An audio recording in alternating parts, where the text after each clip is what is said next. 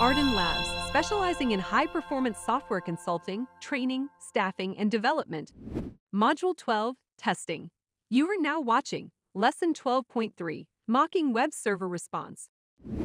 I just showed you how to run two different types of unit tests, a simple unit test and then a data-driven test. And in both cases, these tests were out there hitting the internet to do that GET call. And that's fine. I'm here at my desk. I'm with you. I have access to the internet. But we shouldn't necessarily assume that I'm always going to have that type of internet access. Plus, it could be dangerous to be hitting that live server when we're running the test. Sometimes it's the best thing to do. Sometimes it's just not necessary.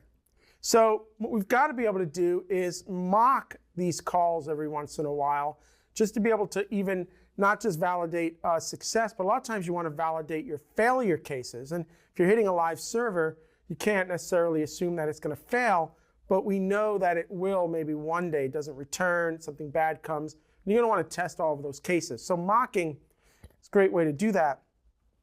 And Go has the HTTP test package. You'll see on line 11 here that I'm importing it. And it's going to give us the ability to do mocking at the HTTP level. So let's take a look at how that works. So I'm back on line 15 and 16. We've got those constants we've been using. And then on line 19, what I've done is I've laid out a raw string. I'm using those little tick marks here.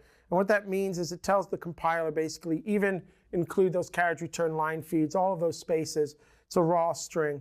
And what I'm doing with this raw string is I'm basically documenting what an RSS feed looks like, at least the header section of an RSS feed document. And this is going to be the mock that we're going to use to pretend that we're hitting the Arden Labs blog. So the idea is, instead of hitting the Arden Labs blog's RSS feed document, what we're going to do is simulate as if we actually did in a good case scenario, and that's what this is. This is going to be the document that we return from our mock.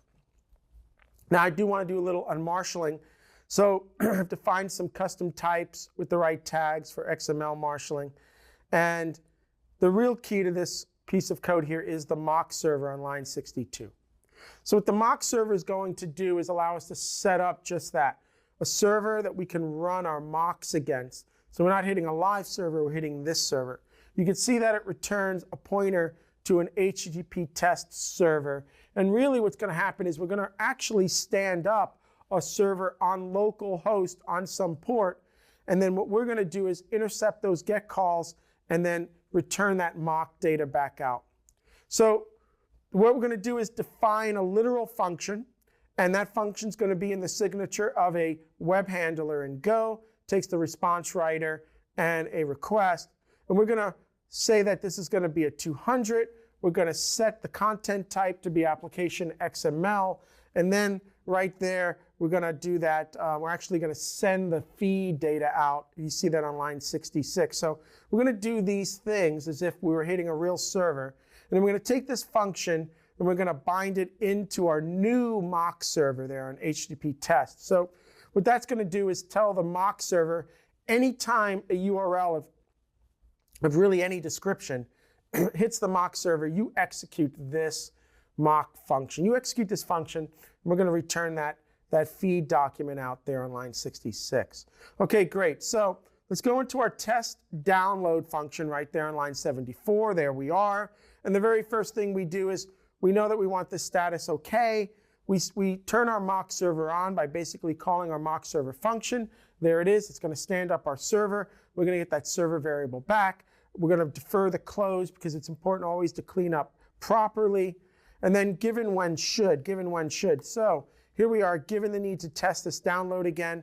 If you notice, we're doing the same exact GET call, but this time we're using the URL that the server is going to provide because the server is the only one that knows what port it started up on. So it's going to give us our localhost port, and then we're going to check our status like we did before. And I'm going to do one more thing. I'm going to unmarshal the response body back out, and we're going to validate that at least we have one item. So a little bit more too in this test. But the big key here right now as we run it is that we're going to be standing up a localhost server on some random port. This is the function that's going to run. That function is going to return that feed properly. and then we're going to test everything like we did before, except right now we're doing it in a mock situation. All right, so let's go do that. Go test -v for that verbose output. And you could see a couple things. One, when we were running the other tests, we were running at about a half a second, right, to go out to the network, internet and come back down. Now our tests are running in like 16 microseconds. So it's even speeding the testing up. And you could see here that the localhost port 55938 is what was stood up for us on this call. And we ran all the same code we ran against the live server, but more, but we were able to validate it. If I run it again, you'll see that we're now running on a different port. Again, that's going to be randomized. But what's beautiful here is that I should have that same comfortable feeling that this code is working, even though I'm not hitting a live server, because I'm able to mock out the responses for that server. I just want to be really careful about mocks, however. There's a great quote from Kevin Henney.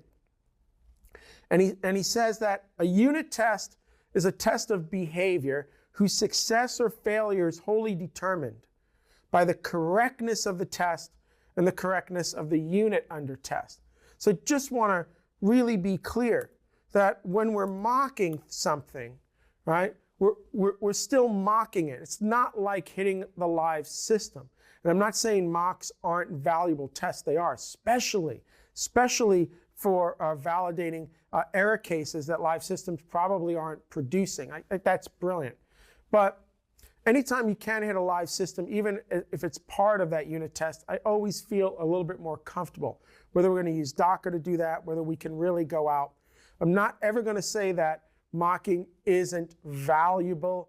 And again, failure cases is absolutely valuable. I just want to go back to what Kevin is saying here. We always got to truly validate that the unit test is correct and that the unit under test is correct.